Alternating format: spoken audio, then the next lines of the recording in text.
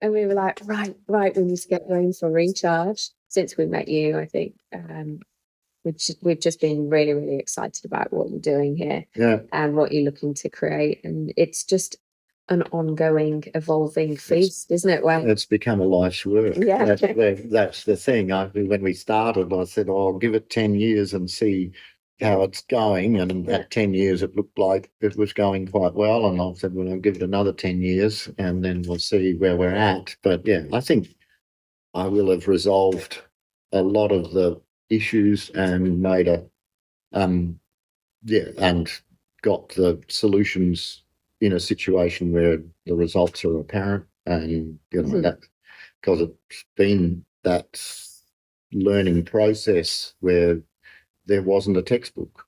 It was only we had to suck it and see and try things, and so that experimental process has been long and sometimes quite arduous, but it's nevertheless we're seeing the results now and getting some real measurable improvements. And yes, another 2 or 3 years of biochar and evolving things, and hopefully, fingers crossed, bringing some Indigenous knowledge to bear.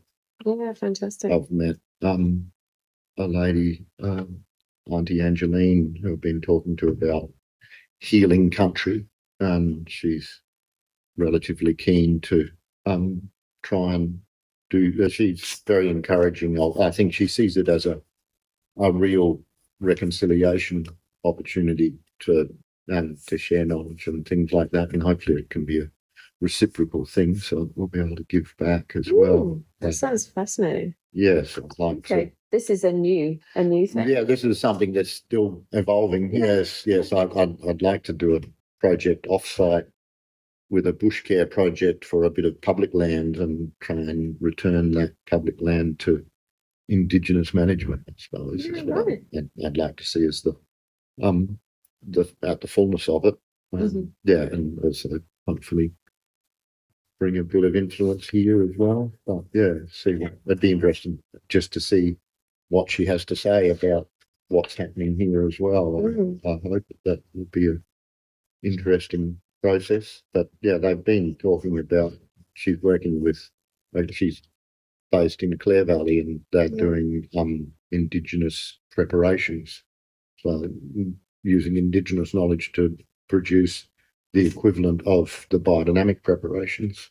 And that would be really interesting. I heard they explained the process to me in brief, but I haven't experienced it firsthand. But that's a whole new chapter, hopefully, that I'd like to see at least functioning in the next couple of years. So so that public space first, and then see how it might be able to be integrated. Well, I think that to me is the central project, is that public space, and that's where the things will occur. But I hope that as a in parallel to that, we'll also bring some healing in, just to do for Auntie to do country ceremony here would be really cool, just to begin with, and welcome to country and that. So yes, I'm quite excited by that as well. But hopefully the wine industry will be in a bit better position in a couple of years' time to have a chat to the children about what it is they'd like to do and all of those sort of things. What they'd like to do, and we want to steer them. I don't want to push, but hopefully that my aim has been to produce a viable farming unit here in the current conditions. My heritage is grape farming, and so grape farmers, like any other farmer, are forced to sell their product, a perishable product. Whereas if you can convert that perishable product into something that you can sell over a period of time, then you've taken that first step to value adding, and that's a really significant point for a lot of farmers. And arguably, a lot of people who are better at it than me have said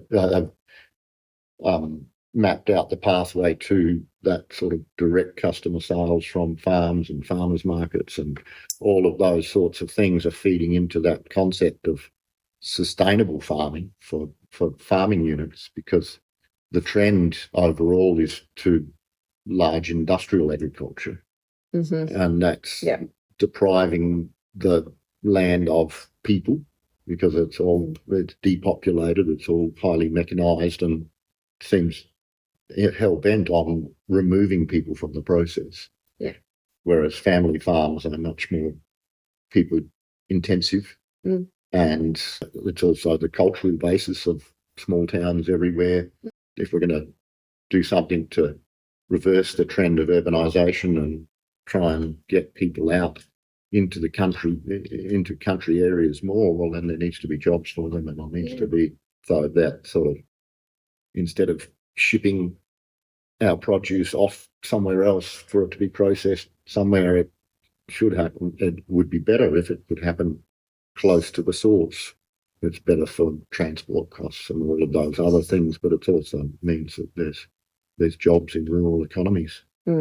It's that quality control as well, isn't it? Yeah. It's certainly it leads to better food outcomes. The intensive and caring farming in a smaller scenario means that there are a lot of different ways of managing the soil are possible to the good in general. There's examples of poor farming amongst family farms as well, but it's still, the pathway is better, and at least with a family farming scenario, the businesses we're seeing it in the wine industry, where the corporate farming model is okay, it can function, but it's not, people don't, in that corporate scenario, there isn't a long-term view as much. It's really sort of quarter to quarter, and they take quite haphazard decisions, based on the day. But whereas family farms and family businesses tend to take a longer term approach, a longer term view, and that leads to better outcomes, I think, in the scheme of things. Let's contextualize this conversation a little bit more for people that are watching, listening. We're in the heart of the Barossa here. Yes. You have a location in Agustin. Yeah.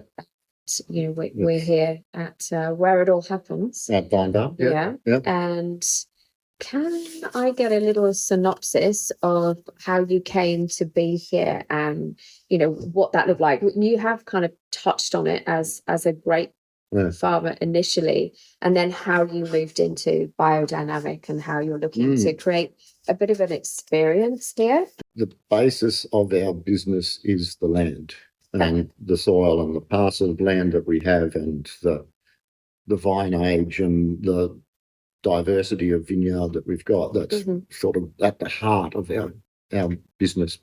And so we came to that.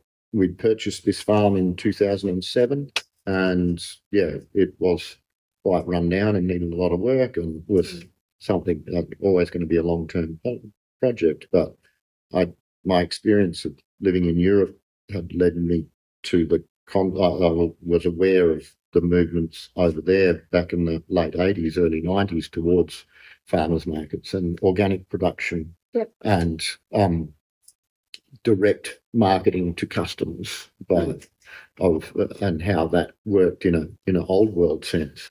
And my intention was to come back and try and recreate that here in the Barossa.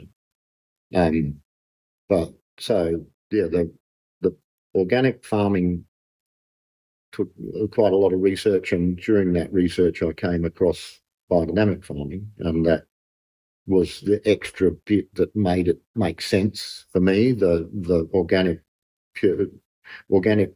looked to me at that stage replacing one set of inputs with another set of inputs, and whilst those inputs were better and clearly designed to produce better outcomes, it still hadn't changed the thought process of farming.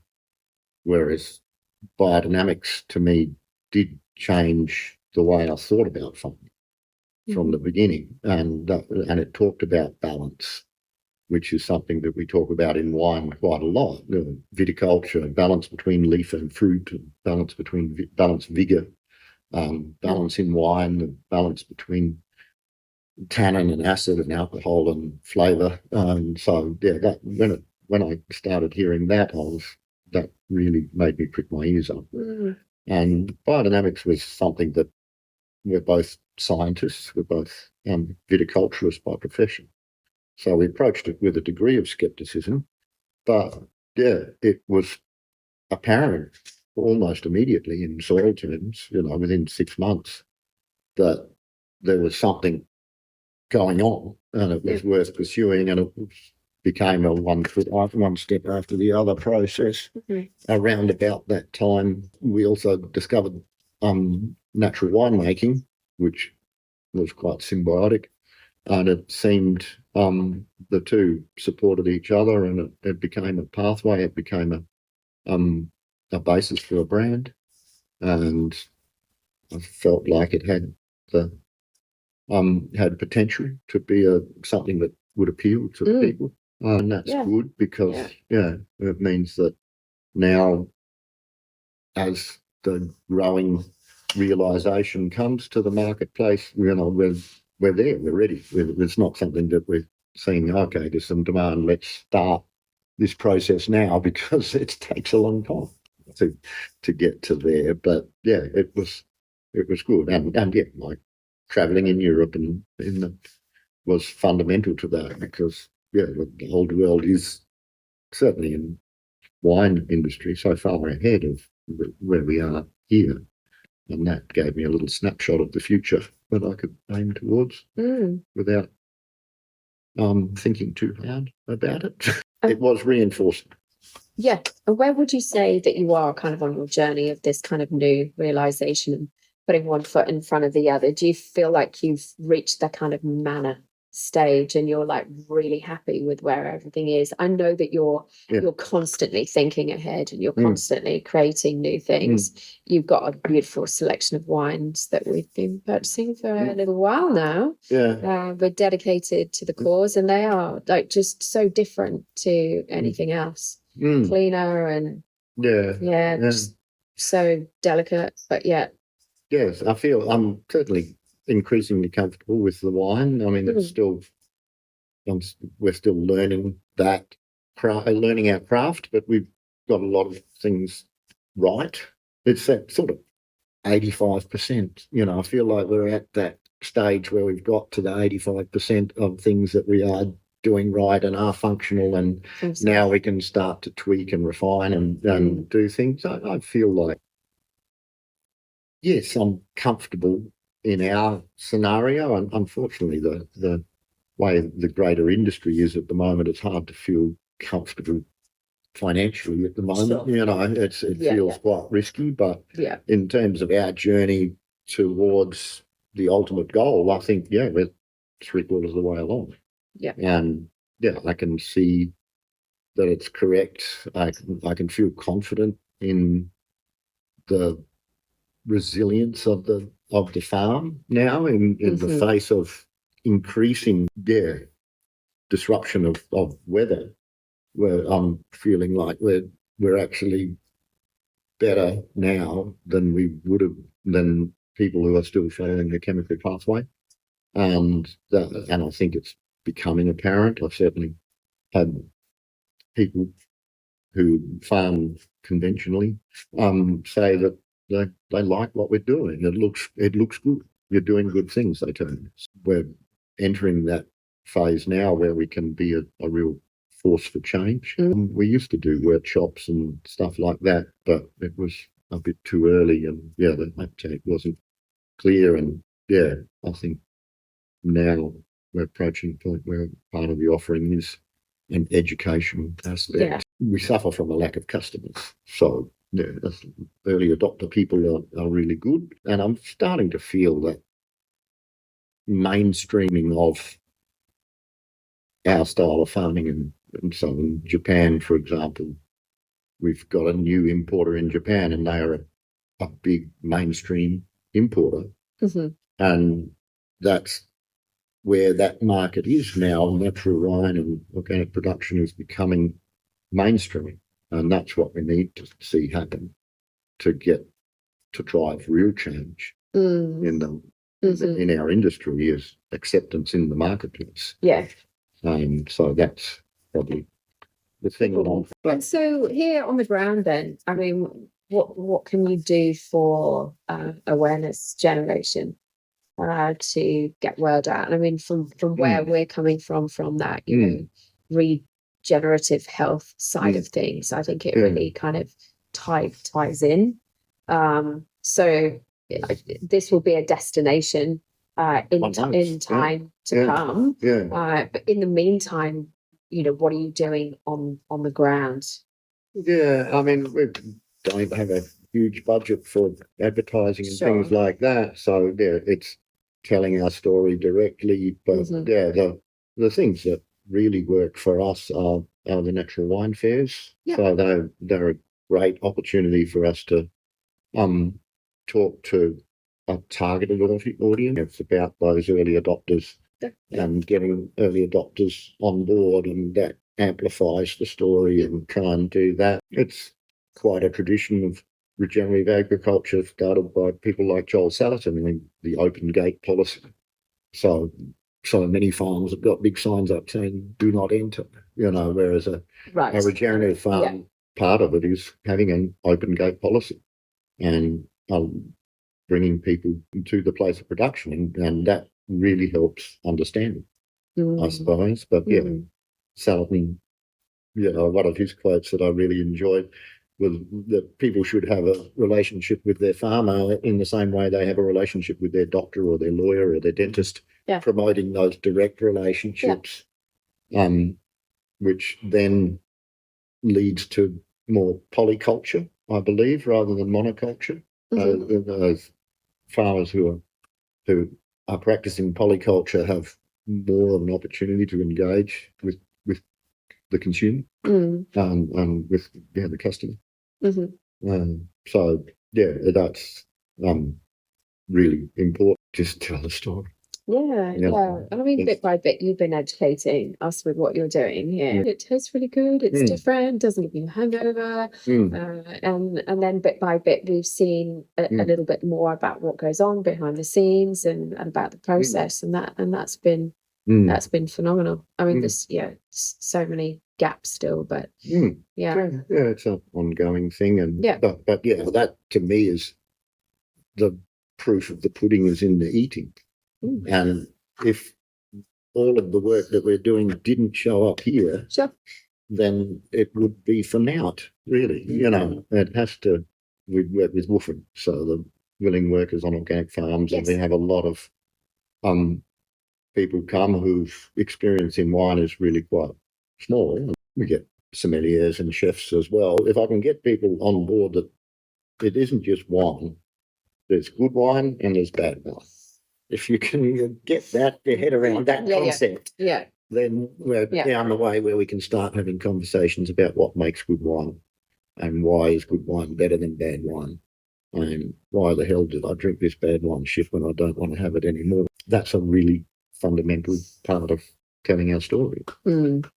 Education, it's even when I'm with distributors and we're visiting their customers in the marketplace, and they are sommeliers and professionals and really do know what they're talking about and have better palates than what I do in the scheme of things. But if I can advance their knowledge just one little bit, just give them one thing that they didn't know before, then I sort of feel like, you know, can walk away happy. You know, it's been a good day. That's a good meeting, you know. So it is very much about education, awareness, you know, and we used to certify our wine. We've had this vineyard certified since 2011, but we went through a phase in the late, end of the second decade of this century, where we took away the certification labels from the wine because it really felt like it wasn't making any difference and it was actually holding us back. Yes. To have It's organic certification. organic certification on the labels of the wine. Mm-hmm. But now, I'm in the process of recertifying the winery, and this year's vintage will be certified wine, and I feel like the marketplace has moved to the extent that that's now worthwhile. It's a reasonable use of our resources to get that finalised so that we can stand out in the marketplace, and there are enough people out there looking for it now that it will actually make a difference. Yeah. So it's meaningful in the right way, whereas before it was detrimental to your values and what you were working towards, and it was more compliance based and just that. It was really the perception, I think, of what we were doing when it became certified. It sort of put us in a box. Yeah. It wasn't against our values to be certified. We're certainly very much believers in the certification process, and I feel like anybody talking about organics or biodynamics should, if they're speaking publicly, well, then they should have a third-party reference backing them up. If they're, I'm cool with people practicing and not talking about it and not certifying, that's fine. Sure. But if you're going to use it as a marketing ploy, then there should be a certification process backing that up. I think that's what I was alluding to. Yes, fair enough. Is there such thing as biodynamic certification as well? Yes, so we've certified to the ISO standard, so the International Standards Organization standard. There is organic and biodynamic certification within that. So people can be certified either as organic or biodynamic organic. That's quite well established and functional. The people, if you can either have biodynamic or organic, people see that. That's good. And so the requirements are different. There are extra requirements for biodynamic over and above organic in the certification. So, makes sense. That's all quite reasonable and straightforward, really. So it's good to have a framework. It's good to have audits. Audits are great. I quite enjoy audits. I get to find out things about my business that I didn't know existed, and all of that. So and we're audited annually. It's a good process. And you can only do the best that you can in like in your realm, but then stepping out and comparing yourself to what others are doing, you don't get the time to do that kind of stuff. So it's good to get that outsider kind of input, I guess, as well. And to have a framework to work within, that's quite good. And it can work. And we could be completely anarchistic and not make any reference to around, but I'm an anarcho-syndicalist by persuasion. So anarchic thought within community structure. Yes. And which ultimately is about responsibility. Quite right. Taking responsibility for your actions and your words and that sort of thing. So I certainly want to work within the community, not outside of it. That's so idea of being a lone wolf, just doing it because we can. That's not really what I'm about. I want to see. It doesn't tend to work so well. Now with you're doing again with, you call it natural wines or raw. Wine, is that different again from just being organic and biodynamic?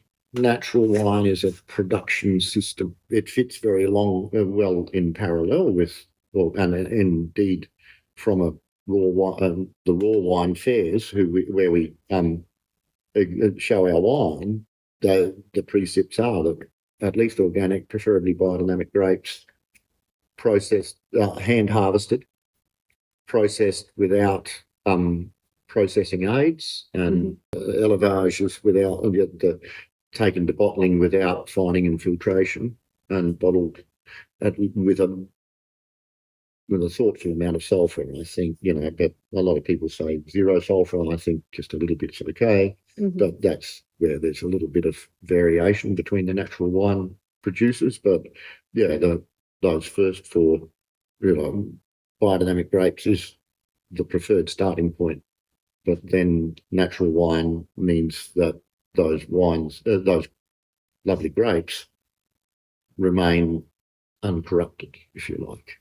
And that's that means that the expression of the fruit and expression of the growing conditions, the French concept of terroir encompasses not just soil, but the varieties grown, the people, the production methods, and the climate, the vintage, the climate that year, or the climate indices across time. So all of these things feed into the individual terroir of a wine, and so that I feel that using biodynamic farming enhances our terroir and allows the wines to be more expressive in the glass. And because of when a plant is growing in an ideal situation, the fruit it produces is ideal. And that has been the great thing about wine, is that perceived value is really quite different in wine compared to tomatoes. By comparison, yeah. Yeah, so if people perceive value in wine, the price can elevate quite a lot. Yeah. And I still feel like we should be producing wine that is accessible, not elitist. So, but nevertheless, the idea of being able to get extra value for our product is what it's all about, and maintaining viability. So that's fundamental. It would be good, from my point of view, to see people applying the same sort of thinking they do to wine to potatoes and tomatoes and meat and all the things that they put in their bodies. Yeah. Which brings us back to that, I think, the fundamental satisfaction of consuming something that is whole is what satisfies us, and a lot of poor quality not nutritionally dense food is consumed en masse in order to feel a degree of satisfaction that is about connects to our well-being, our emotional well-being, and our things. In order to be a whole person, there's so many aspects to wellness that your environment should be good, your relationships should be good, and what you put into your body should be, and your exercise and your consumption should be in balance, and that all of those things contribute to wellness on a level that people on a whole don't understand. Something about a concept we didn't come up with it, but well, it's more or less you eat local. But if you sort of did on a more this quantum biology we talk about with this regenerative coming up, it's about eating local, but it's more that you want to eat and drink food that is grown in the same light environment you live in. And it's coming from this whole concept of light. The famous saying is you should consume a banana in Boston in December that's grown in South America. It's going to confuse your body. That sort of concept with what you know about soil and how it interacts, and we're just talking about the human body now. Yeah. What do you think about that? Yeah, I mean, I can see logic. It's a new concept to me. I hadn't sort of looked into it in that regard. I always think about our body and what's good for our body in evolutionary terms. As human beings, we evolved as scavengers and hunters, and very much eating hand to mouth. You moved on, you found something, you ate it, and then we became more sedentary in our habits, in the hilly slopes of the Euphrates for us Europeans. But yeah, our bodies had spent 100,000 years evolving, and in the last 20,000 years, we've drastically changed the way we eat. When I'm thinking about what's good for my body, I tend to think in those sort of evolutionary terms, and that's where things that are fermented, for example, are good because our body evolved as scavengers. Our bodies evolved to gain sustenance from things that weren't perfectly fresh, But that pathway of fermented foods and the importance to the gut biome and that sort of thing, that concept of hand to mouth eating, eating directly from the landscape is what we evolved to do. And so, yeah, things like what you've said about transporting the food and the seasonality of food. So that ties in with your light concept, is eating seasonally, and that I think is good for us culturally, and it's good. It's something that we've evolved to do, and so that ties in with the light exposure and what's actually meant to be, what you're meant to be eating in that season. So the foods that we've cultivated and brought along the journey with us into civilization are things that worked. And so, I mean, does that mean as a European I shouldn't eat a tomato? Because the tomatoes came from the New World and I'm from the Old World. Does that? I don't know. There could be that extra layer there. But, I don't tend to think so. I think we are omnivores. Yeah. And we evolved to be omnivores, and diversity of food intake is really important. We shouldn't be eating just the same thing all the time. We should try and have diversity with our meals, but that diversity occurs within climate zones. And certainly, what would you eat in Boston in the middle of it? Fruits and. But I wonder how it sort of ties in even more so with, like I've heard people talk about, the gut biome is sort of similar to the biome in soil, and how that's kind of how it's all bugs, and it's how I don't even know what the question is. I'm kind of just trying to pick your brain a bit with how. Matthew Evans's book Soil is a wonderful resource for understanding the importance of that. There's a farmer in Tasmania, former journalist and writer and farmer, practicing farmer. The transfer of microflora from the soil directly to your gut is fundamental to gut health. I think that's proven pretty substantially. That is a fundamental link to a real guide to people wanting to choose healthy food is stuff that is not being sanitized within an inch of its life. I suppose I would always think in terms of empowering people to grow their own food to the extent that it's possible. And that really then starts to close the loop and bring you closer to what's going on. And it's not everyone can grow their own food, and certainly we can't grow the food that we would need to consume ourselves, but we couldn't do really much else, if we were going to be subsistence farmers. But, that's not what we're aiming for. But certainly to the extent that it's possible, people should be trying to close that loop and bring themselves closer. And I don't think all of the things that you eat need to be wrenched from the ground and consumed sort of thing. But if you can do that for a little bit, that's great. Yeah, definitely. Do you have a reciprocal arrangement with a farmer? That farms, you doing the swapsy at the end. At the end of your paddock. Yeah, that would be wonderful.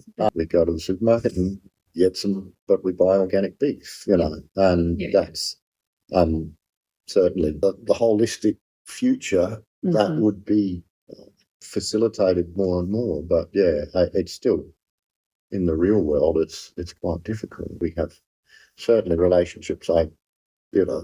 Relationships with other farmers where I get fodder for our sheep and with some wonderful people down at the food forest, Graham and Henry Brookman, and their sheep are coming here, and we'll graze them on our certified organic pasture because they're certified organic and they can't rest their lands without so to provide a resting place for their sheep and to rest their paddocks when we've got winter growth but it would be difficult for us to maintain a large enough flock here year round. But those sort of interactions are really part of the future. A very fundamental point. They don't eat the vines at all. No, they'll eat the vines given the chance. But during the dormant period, we can certainly graze the vineyard, and that will give us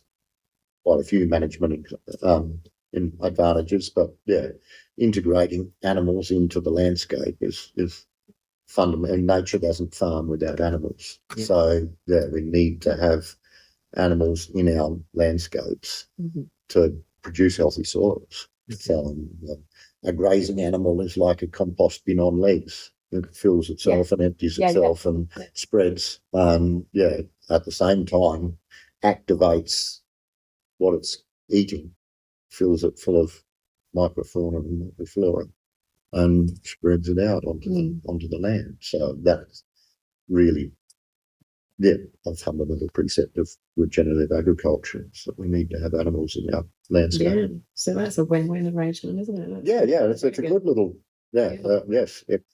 Those sort of things really will help us go forward, and why it is so wonderful to have fellow travellers in the.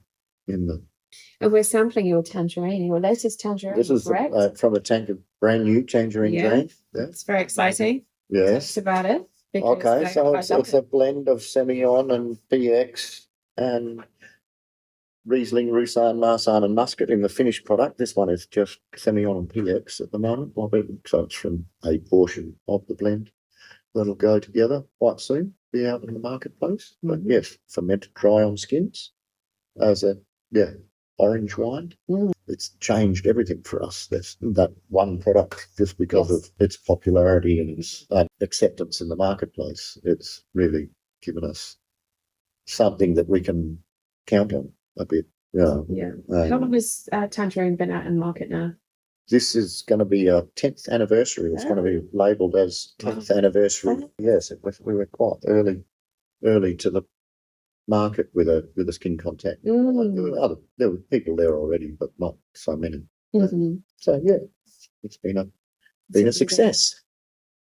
Gotta have those if you're gonna live.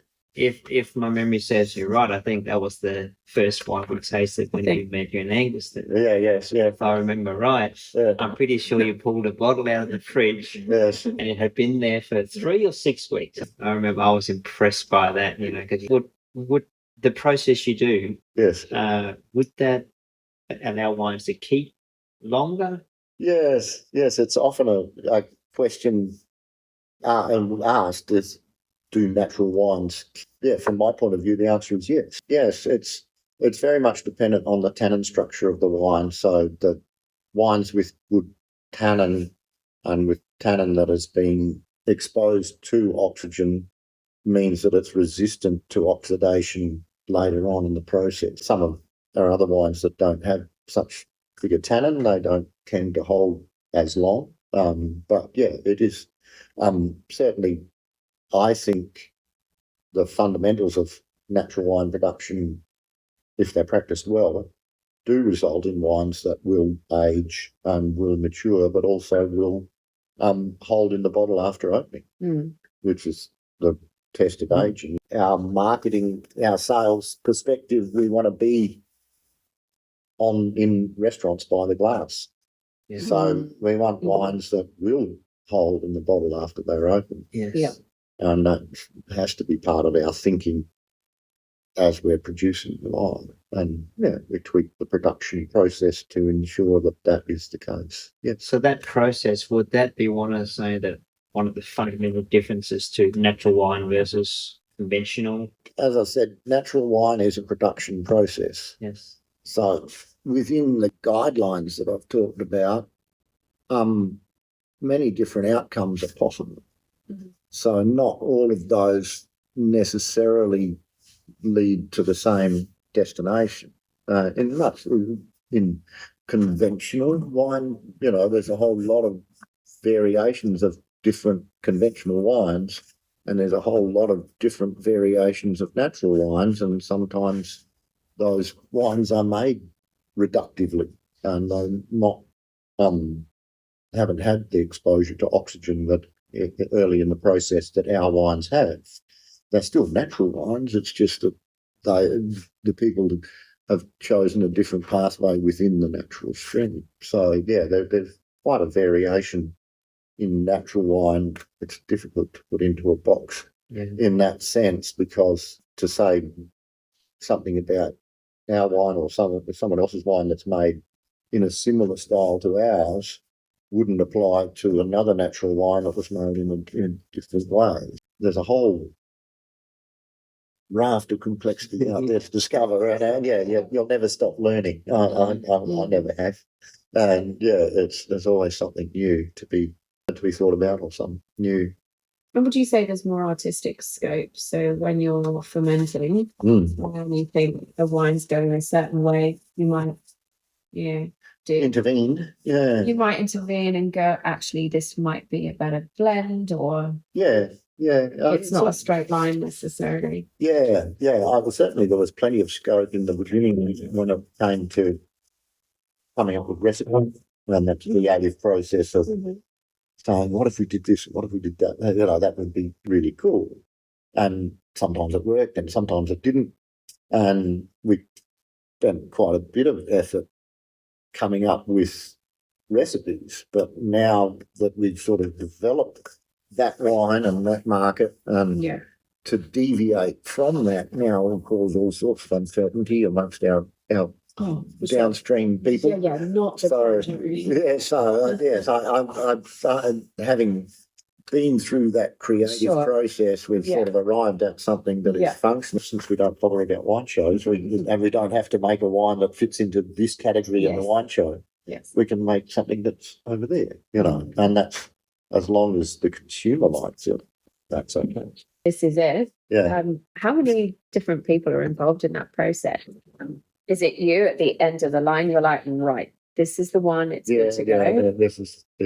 There's two of us, and Susie's, very involved in the business and that sort of thing. But but it is a solitary exercise, the winemaking side of it. It's I think that's good. Yes, they're not wines made by a committee. Let's put it that way.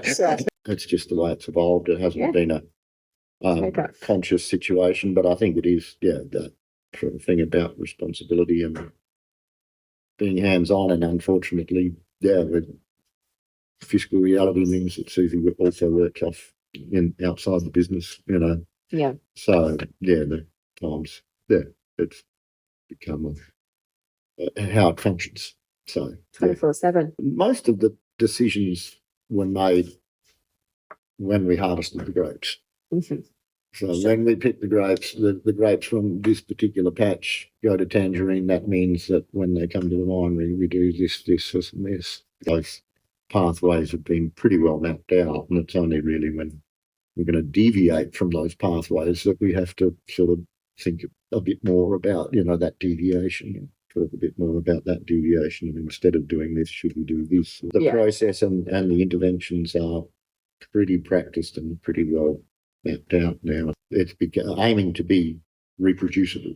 Hopefully, at some point in the not too distant future, that person making that end decision won't be me. I'll be able to go and sit on a beach somewhere and do other things, move on, and not be stuck in this sort of treadmill. Might be children, might be someone else. Sure. Could easily be someone else. It might be someone else, and then children down the track when they're when they're older and want to settle down and they've done their travelling and that sort of thing. That Stella's aiming to do a vintage in Spain this year. But they both work in the wine industry, work in wine cellars at the big end of town. But yeah, who knows where it'll end up. We should go have a break and go and get it. So yeah, this is a sample of our new eclectic violet. Gorgeous colour. 2025, so at this stage it's blended up largely. There's a bit of Grenache still to go in it, but it's Cinsault, Grenache and Bonvedro grapes. Fermented on skins until they're fairly dry and then grained and pressed, but just aiming to make something that's light and fresh and relatively low in tannins so that it can be chilled and it's more your summer style red, chillable red, which is appropriate to our climate and appropriate to our lifestyle and appropriate to cuisine as well. The wood into the tank to replicate barrel aging. So the colours are from immersion in red wine, not our red wine or someone else's red. That'll be great. This is awesome. Cool. Yeah. Good. Yeah, I'm happy with this one. And yeah, that's been a successful. Don't want to be like a one-hit wonder band, Yeah. We've got Tangerine's really great, but we need other wines like that. Yeah, it's like nothing I've ever had. That's great. A juicy wine is that. I think that's beautiful. Something that really is drinkable. Yeah, that's and attractive on it. We've changed the grapevine, and the grapevine has changed us. It's been a symbiotic relationship that's lasted tens of thousands of years, and we've got certainly in the West and in European sort of stream of civilization, but certainly in that technology left it where it began and went east as well as west.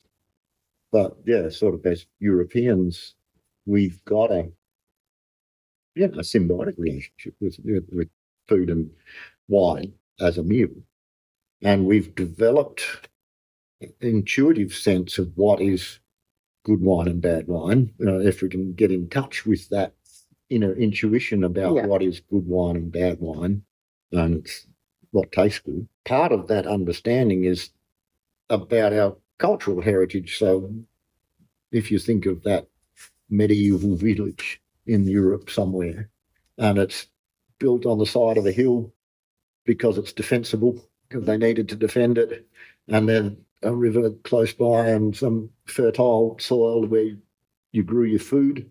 And then on the side of the hill where you couldn't grow the food, you grew your olive trees and your grapevines and your pomegranates and figs and nut trees and those sort of things. And so we've got that sort of intuitive understanding that good wine comes from plants that are grown in harsher sites. Everybody's got understanding of what a good wine is. If you let go to a degree, it's sort of unlearning what might be seen as wine knowledge, and getting back to your own understanding and your own personal relationship and your own listening to your own intuition is really quite important. And what you said there, satisfying.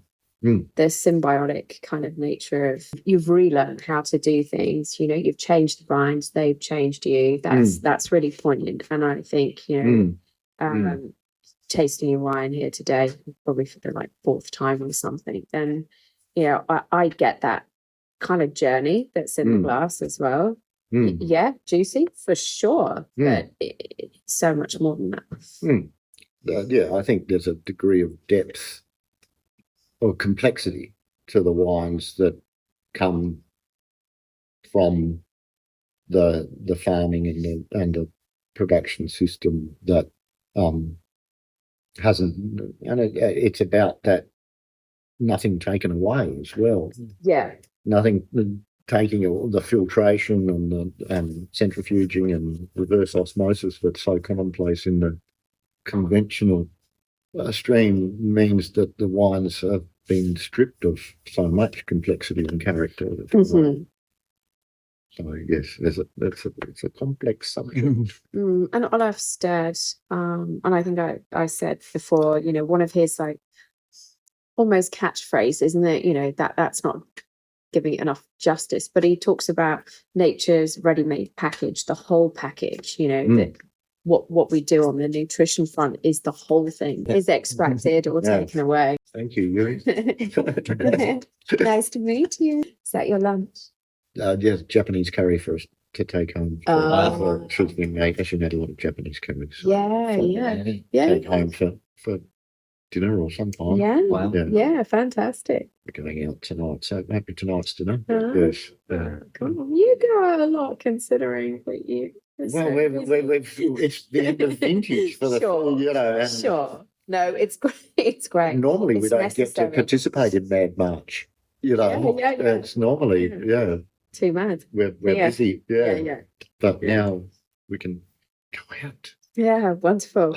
There's life out there. Your bubble's great. And you've got like a great expanse out there, and you're doing some wonderful things out there. So we'll give the people a bit of a snapshot in what you've got going on. Indeed. No, I think it's awesome. It's lovely.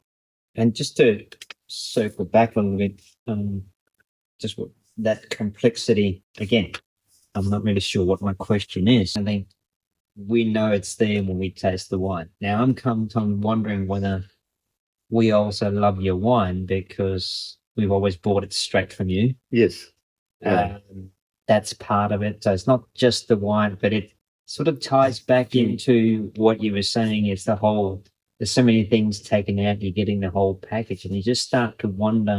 We're talking about energy, and even coming right back to where you started with, you take people off the land.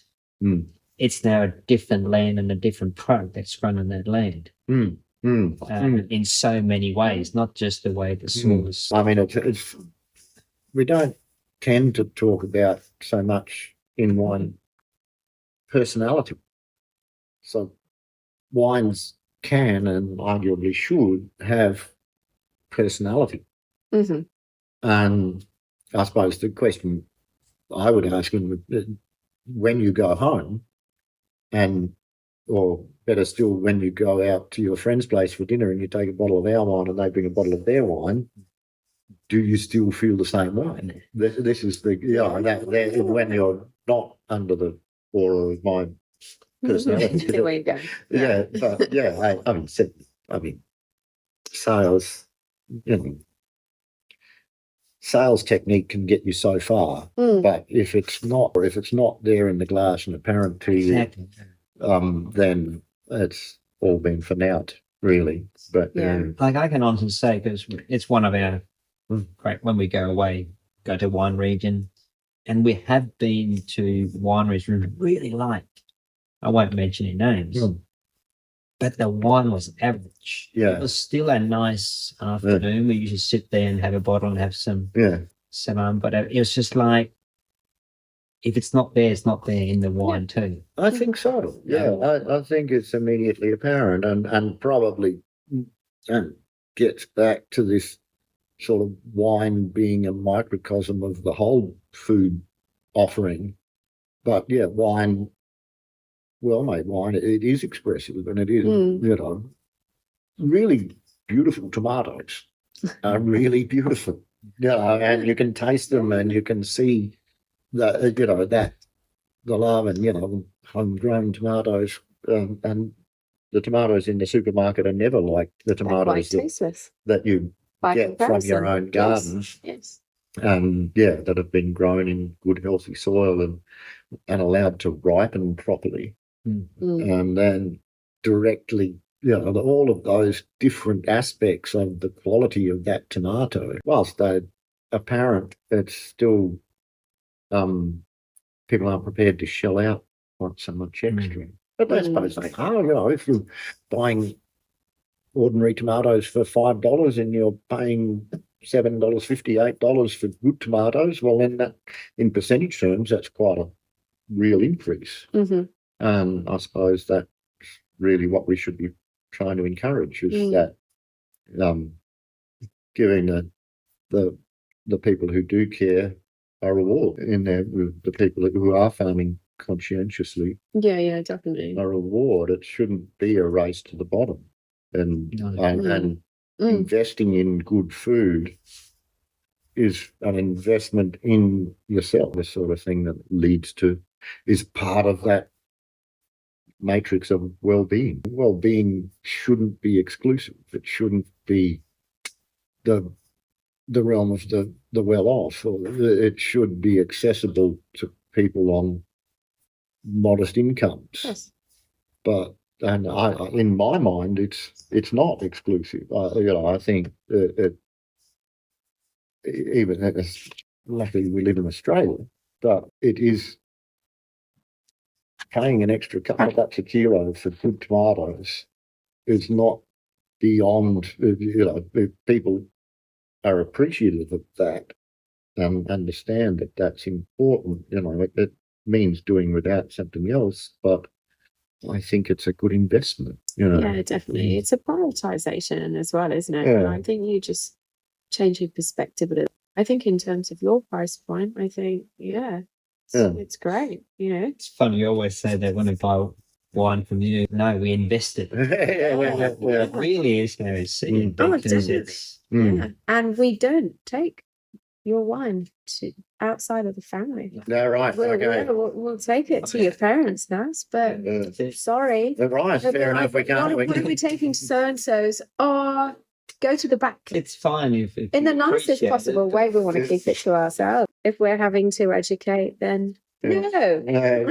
Fair enough. We're at the point now that I can stay with a degree of confidence that the message is in the bottle, and that, if people are open to seeing the message in the bottle, then they can connect. It's there, and we make connections all over the world across cultures and to where people are appreciative and they do see qualities they like in the wine, and that's good. So it is a universal language, I think. So that's a good outcome. Something that gets me up in the morning. We can precious promise you will. No, we will. Yes, as I said, what we lack at our stage of the business is customers. Yeah. That's what we. Well, maybe we can sort of help along in that way with what we're doing. I think it's a genuine ties in. Genuine tie-in. I'm hoping I can help as well. So that awesome. Make sure what you're trying to do is a successful relationships in that regard.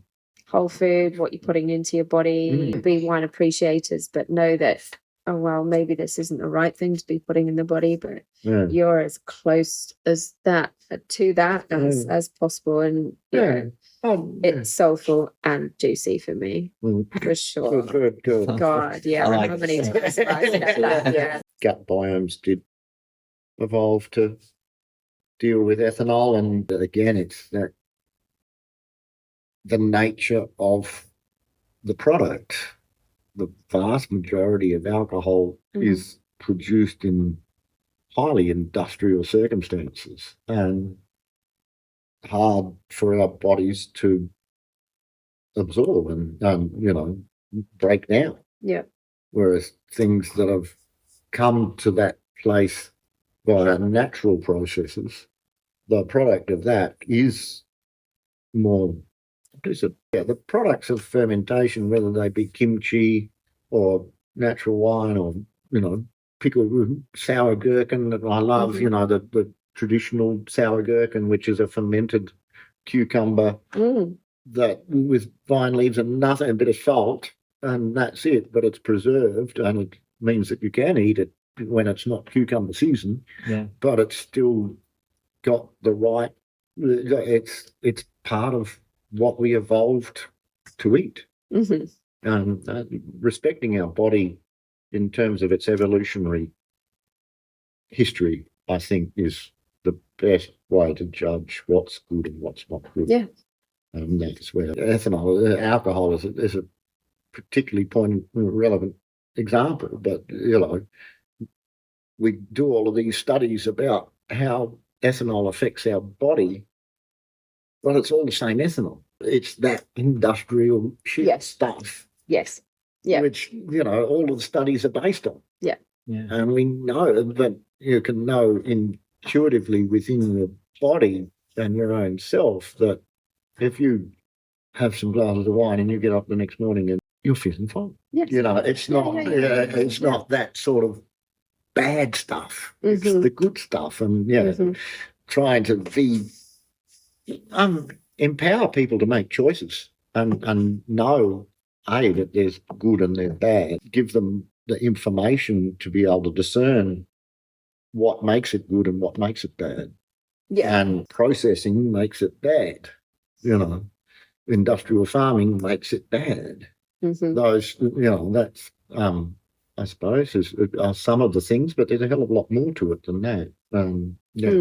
So just on that point, if we just sort of get a bit reductionist for a minute, you said so it's all ethanol. That's the alcohol, but how we arrive at that ethanol, I think is fundamental. So are you saying that if we sort of reduced it down, there's different things in your wine? There's ethanol in your wine. It's got the whole package of and that's why maybe you don't get a headache, or why we're saying, oh, this is juicy, and so there's other things with. It was put together by a microbe, by a single cellular animal, right, and it made that ethanol all by itself. It converted sugar into ethanol and CO2, and that molecule of ethanol, I'm quite convinced, is on a level that we don't yet understand or measure, different from a molecule of ethanol that's been arrived at by a different process, distillation, for example. How does it arrive, say, with a more conventional industrial? Well, it's still the same molecule. It's a yeast, but it's the nature of the solution in which it's living is a fundamental difference between our ethanol and someone else's ethanol, is that it's living in a solution of must, grape juice, and it's the other stuff that's in that solution as well that affects the way it goes about its life and the quality of the outcome. I would say that's to try and be pinpoint it down. It was something I said without actually justifying in my own mind, but now that we've gone through this process, I can justify it that way. But it's this ethanol comes to your body with tannin and with acid in solution, and that helps it break down and is part of your bodily. Your body is breaking down the ethanol and the tannin and the acid at the same time. It's not like vodka, where it's 40% ethanol and water. That's a different process, and this is more in keeping with our body's evolutionary development than other forms of alcohol. And I think the harmful effects of alcohol on bodies and minds and the environment comes from that other. It's not all the same outcome. Yes. And the studies that we conduct don't reflect that at all. No. Comes back to your tomato analogy, doesn't it? Really, it does. I think it's a real fundamental truth. And if you're going to allow your life to be guided by anything, fundamental truths is a good thing to guide your life. Yeah, absolutely. I think you do. It's got to be driven with passion and intention, and It helps if it does. Yeah. That's what you do at your work, what you do, how you live that 1/3 of your life that isn't working or sleeping, how you go about doing that. I mean, that's, enjoyment, positivity of thought. I mean, having, a positive outlook or a negative outlook affects your lifestyle outcome. Yeah. That thing of being a well human they're all intrinsic to it. So I think as much as you can do on all the fronts is the better, but certainly from my perspective as a farmer, nutrition is fundamental to it. But I mean, as a farmer, statistically, my health outcomes are going to be pretty poor. If you look across the broad basis of farmers, they're older and poorer than we've ever been. We're even more likely to suicide than an Australian cricketer, which is pretty high. And, statistically, it's all of those mental health outcomes and that sort of thing are, really quite poor. So I can hardly hold my peer group up as an example of what's a well human being. But, it's still... With all your challenges, be they environmental or financial, would you have it any other way? It's hard for me to envisage something else that would make me, that would be as fulfilling. It's certainly been something that was a choice. So I enjoy what I'm doing. Just like everybody else, our children, raison d'etre, that's the thing. And, I'm worried that, maybe I've wasted my life a bit and, not done as much for them as I should have done, in that sense, or could have done. But that's all right. They're good, solid, resilient humans themselves, so they'll work stuff out and do a better job of it than what I did. So, And as a parent, I think we all have that. We could have done more for our kiddies, but, you brought them up to be resilient and hardworking, and it sounds like that's what they're doing. I think they're pretty happy. I'm not a parent. I'm a progeny, and I can only, I took note of what you're saying in that when you say you're afraid you haven't done enough, well, you've inspired them to be in the wine industry for a start. I took note of that when you said they would. Yes. Is that a good example there, I think? Yes, they can't. We must have shielded them from some of the hardship. There's plenty of choices. So that's arguably a product of the geography. But what is it that you see? You said, well, it's what gets you up in the morning. What, if you were to sort of define that a little bit, gets me up in the morning? I will find it satisfying if at some point in the future we make a difference and really sort of can. I like educating, and that sort of, or teaching and learning. Teaching and learning is like yin and yang. You don't do one without the other. That to me is what drives me as a human. Is trying to learn, and then I would like to think that there's something in what we're doing that will be of benefit to greater mankind and people, greater humanity. Yes. And that does get me up, and it is a discovery. It's it's a whole brand new thing. Woke up on Wednesday morning, didn't realise we had yabbies in our dams to the extent that we have. Those sort of things. That's it's really joyous. And so I like to travel, and I like to meet people, and I like to talk to people, and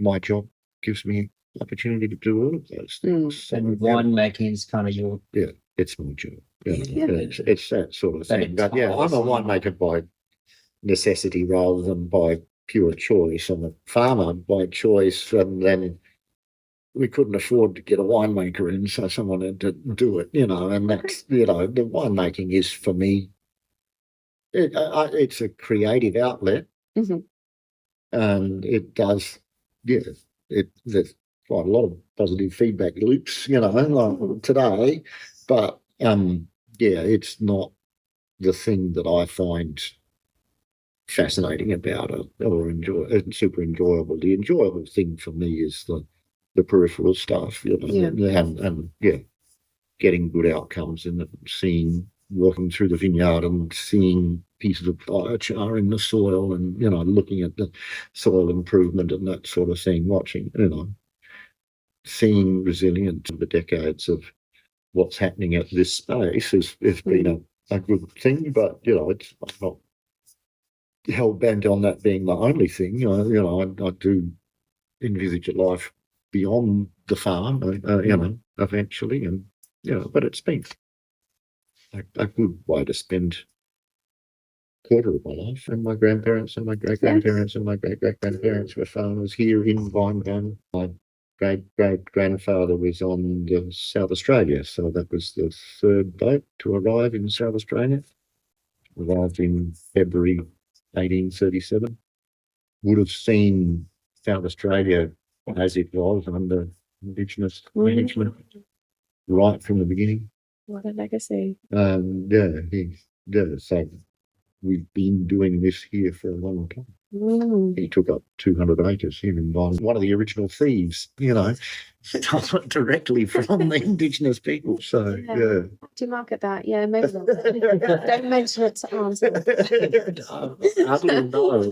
She knows already. All right. It's coming. I have a confession, Auntie, before we go any further. Yeah. I'm descended from thieves. Yes. I'm sure we all are in a fashion. Yes. Yeah. Yes. So what do you envision if winemaking, let's say you pass this on to your kids or otherwise, it's all set, they're going to make a tangerine, perfect, they know everything to do. What would you go on I'm just trying to think, because your mind is a wealth of knowledge too. Would you like to go on a speaking tour and talk about this? Yeah, or would you like to go and sit on the beach and read a book? Yeah, I'd certainly like to do a bit more of that. Do some scuba diving. But no, I look at it as an evolving role within a small business like this. Then if I don't have to have quite so many calluses on my hands, and I'm, become like a brand champion and go out and talk to people and explain what's going on and do more of that, well, then that'll allow us to sell more wine, which means we can then employ people to do the jobs that we're doing now within the business, which are, face it, in a small business, you're doing quite a lot of jobs that could be outsourced. Sure. We can employ some to do that. Don't, as long as we keep financial control, that's okay. But, to sit on a tractor for hours and hours like I do, someone could do that. They won't do it as well as I do, obviously, but that yes, it can get done, and that's certainly stepping back is part of the future. It has to be part of the future. It's inevitable. It's just managing that process so it's not painful. Like the guy we bought the farm from, he was 75. He was still here doing all the pruning and doing all the things. He had no plan at all. He was just going to die doing it and let someone else sort it out. So that's not the way I think about life. Yeah. We've got to plan not these ideal, things. Really, but good on him for having that. He was just a stubborn old goat, really. Well, I think it's a shame, because I'm just thinking, I'm thinking like, Wayne, we need to get your brain out there. It's a compliment, obviously, and I mean it from the bottom of my heart, but it's also what you got to offer here. This is selling nice, so excited about it. But it'd be great to have another 200 people excited about it. Yes. I agree. I agree. Right now, they don't know you're here. Yeah. And amplifying our voice is, we're sitting here on a Sunday afternoon. I could not think of a better way to spend a few hours in Sydney. Like, it's magic. Yeah. Yeah, that's all great. lots of things to do. But he's going out later, which is so that's all. But Certainly amplifying the voice. Is something that it's absolutely necessary. And that's kind of part of amplifying your wine is. Look, Yui came and has spent the last 2 months here learning how to make wine and staying here and experiencing and that sort of thing. And she's going to go off into the world and eventually settle down in Japan. And that's an experience that she'll take with her for the rest of her life. And she's going to be a wonderful ambassador for us out there. We're trying to do this on a personal level. Grassroots. We can't afford an advertising campaign, and I don't think advertising campaigns really work that well in any sort of long-term sense. So they'll just become another mouth to feed sort of thing. Yeah, you feel like you have to be doing it because what might happen if you don't? You're not really marketing to the masses anyway. So no. I mean, even what we're talking about with that's right.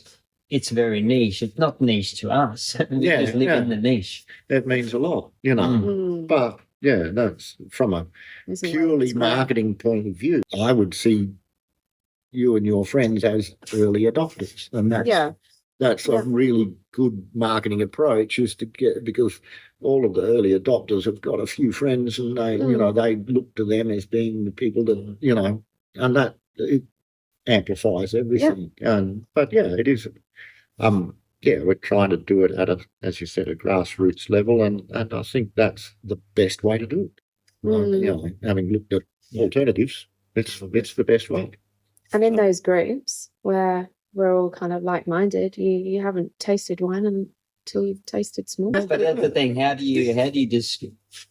you describe to somebody? Well, if you just go back to the wine itself, there's a lot of processes. We talked about the ethanol before. Well, by the time you get the ethanol in the Smallfry wine, it's different to when you get the ethanol in a vodka. But then there's the whole, standard. Every time we buy your wine, we buy it from you. So there's an energy exchange there.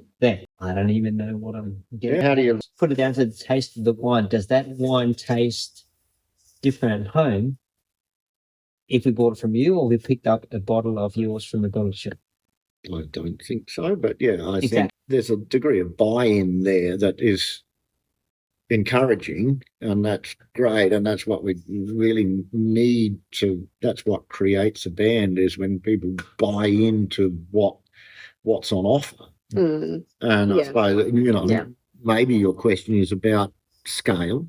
How big can it get before it loses its je ne sais quoi? Let's pose that question you just put out there on the table. I mean, I think that there is, when you look at across industries or across businesses and that sort of thing, there are sweet spots within businesses. There is the truly boutique operation that deals with a select number of clients on a very personal level, and that could be a builder, it could be a winery, it could be a bakery, it could be a whole lot of different things.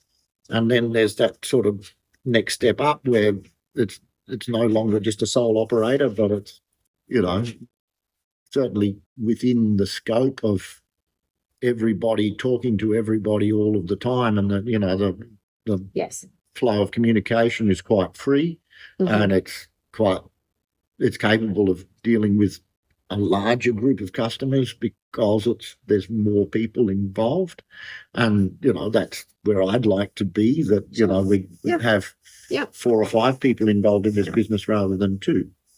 That would be great, and I don't see any reason why that can't operate on a really good level and allow the people who are involved in the business time off to step away from the business and not be if you're stuck in this one person scenario, that's really not very healthy for that one person. But then if you grow bigger and suddenly you've got a cellar door and someone's standing at the cellar door and they don't actually get a chance to go into the vineyard or the winery very much, well, then suddenly you're starting to get this disconnection of communication, and that is where things start to break down. And that gets a lot more complicated. But, you know, in that sort of scenario, yeah, I'd really like to have other people empowered to tell this story well, and they'll tell it in a different way to the way I tell it, but that doesn't mean it's wrong. Yep. Just like if we get someone in, they're going to make Tangerine Dream, they'll probably make it different. They should. It's an evolutionary process, you know. It's not something that's set in stone. Yeah. They'll tweak it, and things will work and things won't work. A good, healthy business, like a good, healthy lifestyle, is something that's open to change. Yeah. It's just like the fundamentals are the same. Yeah. Hopefully, or until they need to change. Yeah. It should be an evolving organism, a business, so that it changes, and as the environment changes around us, to try and stay fixed within a changing space is a rod for your back. Yeah. You know, sort of, sometimes you've got to stick to your principles and sometimes you've got to move. I'm really quite hopeful that someone will come along somewhere and say, you know what, Wayne, I'd like to do that for you. You know, and I'll say, thank you very much. Here's a go. Thanks. These couple of things work for me, but you work it out. You know, and that'll be cool. You know, okay. And a new set of customers, and a new set of, you know, the whole thing. It's a moving feast. But yeah, I wouldn't mind being an organic auditor myself. You know, I could do that. That'd be an alternative little thing to do. Go around, stick my nose in other people's business. What are you doing here? Must note that down. Oh my goodness. That's a good idea. So much better than that. Learn a heap. Yeah, sure. I see that being, you know, like a brief dalliance, and then you'll be back. You bring that learning back and go, poof. Okay. Well, I just think we might need to get you. What are you doing on the 28th of April? 28th of April. He's got something in mind. And then we're going to Japan in May. Japan, China, so May and beginning of June. So there's Raw Wine Tokyo and Raw Wine Shanghai. And on the way back, go to Taiwan and visit our importer there. And do a working, it's going to be a reasonably short working one, I think, for me. But not even a couple of days in there. Oh, there'll be a couple of days here and there. Of course, you know, try and do something. So and that's just looking after your well-being. No, at the moment, I'm really feel a sense of urgency to do the same, put more of the things that I've been thinking about into practice, getting stuff out of my head and into reality is very good for my well-being. Because realizing the realization that there's a few things that are a work in progress out there that are coming along, great, but you're doing all of the things all at once. I see, which, you know, is entirely commendable. Plus the offices behind. But that's all right, you know. It's there, but I'm at a stage of life now where I really feel like I spent a bit of an indolent 20s. So now I'm sort of paying the price for that because I've got a bit of catching up to do. Then I'm quite happy to sacrifice a bit of bit of leisure time for a bit of productive time at this point in time, knowing that, you know, I'm resolving things and getting things, my ducks lined up, and that'll feel good, and that will be, you know, satisfying. So, that's good. But yes, well-being's good. The 28th of April, as far as I know, it'll be an evening. Yeah, that's okay. Well, I think we need to get you. That'll kind of be our kickoff. It might only be an audience of somewhere between 20 and 50 people. Yep. Sounds good. Maybe Karen, the doctor, and GP, and me, and I'd like to have you there. I think that as an introduction. I think really you're like a cornerstone. Lovely. That'll be good. To this, hopefully to fundamental. I think this is like we had no idea what was going to happen today. We sat down and started talking. We know roughly the lines we want to talk about, but we want to talk about your wines, but we wanted to talk about there's something with what we're doing and what you're doing that aligns. The greater Now, concept. what exactly is that? Yeah. And obviously got to do with the function of human body. We talked about how ethanol is not ethanol.